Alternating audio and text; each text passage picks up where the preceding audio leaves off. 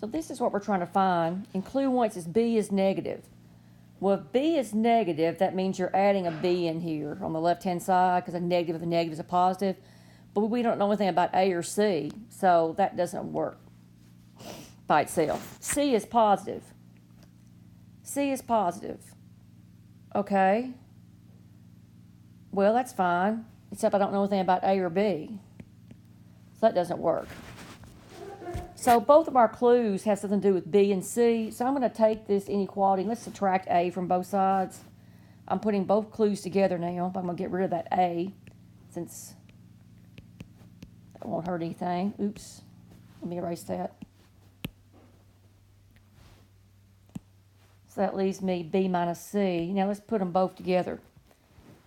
Clue 1, b is negative. That means this ends up being positive. Okay, that's going to be a positive number because you got a negative of a negative. For example, like if b was negative 2, that would be a negative of a negative 2, which is a positive 2.